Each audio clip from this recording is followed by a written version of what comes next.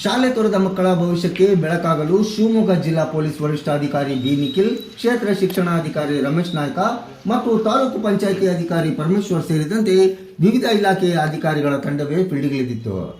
ಏನಿದು ಕಾರ್ಯಾಚರಣೆ ಅಂತ ನೋಡೋದಾದರೆ, ಶಾಲೆ ಬಿಟ್ಟ ಮಕ್ಕಳನ್ನು ಮರಳಿ ಶಿಕ್ಷಣ ಮುಖ್ಯವಾಹಿನಿಗೆ ಕರೆತರುವ ನಿಟ್ಟಿನಲ್ಲಿ ಆಗಸ್ಟ್ 10 ಮತ್ತು 11ರಂದು ವಿಶೇಷ ಅಭಿಯಾನವೊಂದನ್ನು ಹಮ್ಮಿಕೊಳ್ಳಲಾಗಿತ್ತು. ಈ ಬೃಹತ್ ಕಾರ್ಯಾಚರಣೆಯಲ್ಲಿ ಶಾಲೆ ಬಿಟ್ಟ ಮಕ್ಕಳ ಸಮಗ್ರ ಪಟ್ಟಿಯನ್ನು ತಯಾರು ಮಾಡಿಕೊಂಡಿದ್ದ ಶಿಕ್ಷಣ ಇಲಾಖೆ ಆಯಾ ಗ್ರಾಮದ ಮನೆಗಳಿಗೆ ತೆರಳಿ ಪೋಷಕರು ಹಾಗೂ ವಿದ್ಯಾರ್ಥಿಗಳ ಮನವೊಲಿಸಿ ಮತ್ತೆ ಶಾಲೆ ಕಡೆ ಮುಖ ಮಾಡುವಂತೆ ಮಾಡಿದೆ.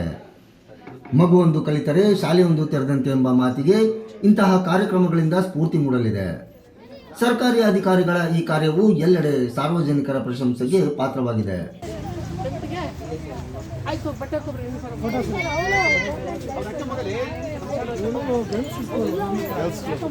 ಅದೇ ಮೇಡಮ್ ಫೋನ್ ಮಾಡಿ ಹೇಳಿದೆ, ನಾಳೆ ಹೋಗ್ತೀನಿ ಅಂದ್ಲು, ಇವತ್ತೇ ಹೋಗು ಅಂತ ಹೇಳಿದೆ.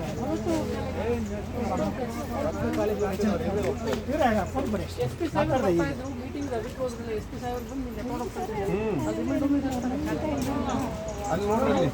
ಅಲ್ಲಿ ನೋಡ್ರಿ, ಇಲ್ಲಿ ಸಂತೋಷ ಹೋಗ್ಬೇಕಲ್ಲ, ನೀವು ಯಾಕೆ ಈ ಥರ ಮಾಡ್ತಿದ್ದೀರಾ? ನಿಮ್ಮ ಮಮ್ಮಲ್ಲಿ ಟಿಸಿ ತಗೊಂಡ್ಬರ್ಬೇಕಲ್ಲಿ ಹೋಗೈತಲ್ಲ ಟಿಸಿ ಎಲ್ಲ ಬಟ್ಟೆ ಹಾಕೋಬರೋದು ಶಾಲೆಗೆ ಹೋಗೋಣ. ಮತ್ತೆ